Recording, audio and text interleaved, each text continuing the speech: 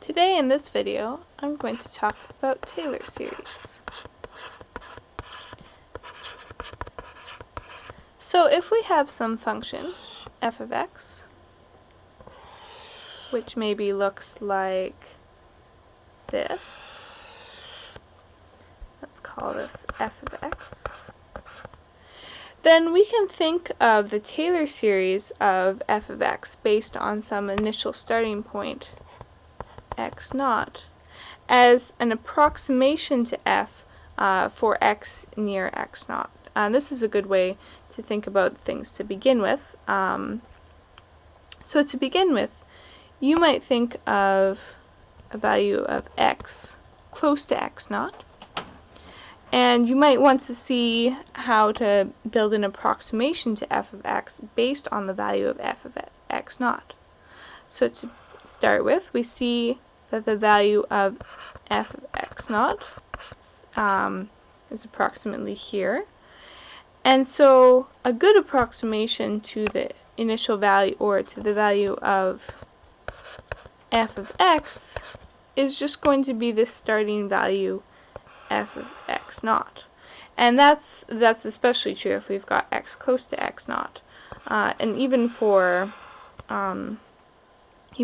points far away like this is a good first guess. We can see that there's quite a gap between the constant line through f of x naught and our function f. So to make better approximations, something we might do would be to construct the tangent line of f through x naught. And that might look something like this. And so this tangent line function is going to have be the function f of x naught plus f prime of x naught times x minus x naught. And so if I were to build another approximation based on a higher derivative of f, I would get an even better approximation to the value of f close to x naught. We can see here that the value of this tangent line evaluated at x is a lot closer to f of x than is the approximation I started with, f of x naught. And if I add in another derivative to this approximation, it's going to get even better. Another term to this approximation, it's going to get even better. And this is the idea that Taylor series are based off of. So we can actually write f of x as equal to f of x naught plus the first derivative of f evaluated at x naught times x minus x naught plus f, the second derivative evaluated at x naught times x minus x naught squared over 2 factorial plus a whole bunch of other terms. My nth term would be the nth derivative of f evaluated at x naught times x minus x naught to the power of n over n factorial.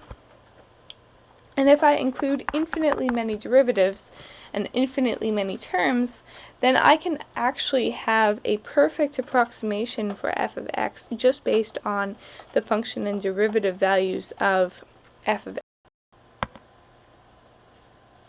And it's also important to notice here that the only function evaluations I'm making and the only function of the derivative values I'm making are at x naught. I'm not making any function evaluations at x for whatever x is.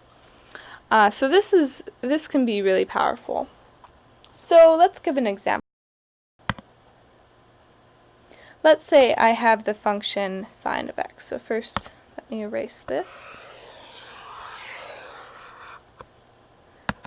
Let's say I have the function f of x equals to sine of x.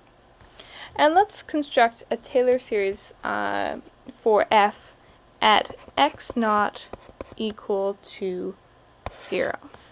Okay, first let's look at the derivatives of f. F prime of x, the first derivative of x, is cos of x. The second derivative of f is negative sine of x. And the third derivative of x is negative cos of x. So let's look at these function and derivatives evaluated at x not equal to 0.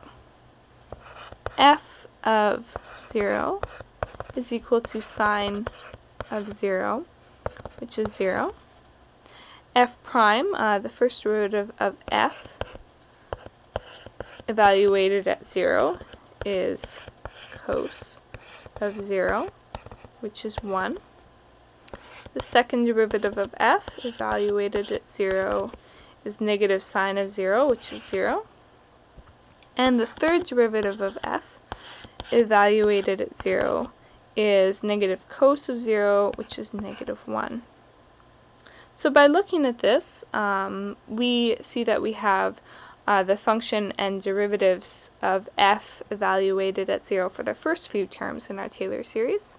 So we can start writing our Taylor series of f equals to sine x based on that.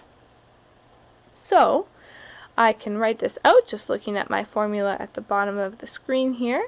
Let's use a different color.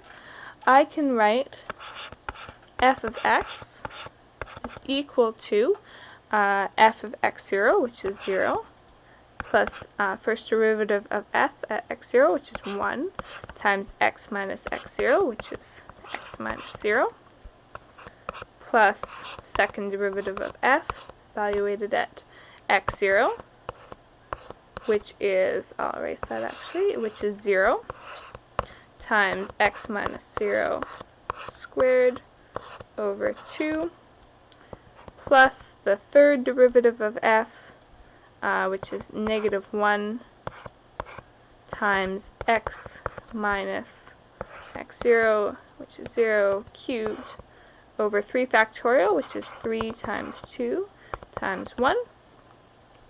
And then I have a whole bunch of other terms that come after that, but I'm only going to think about the first few to start with.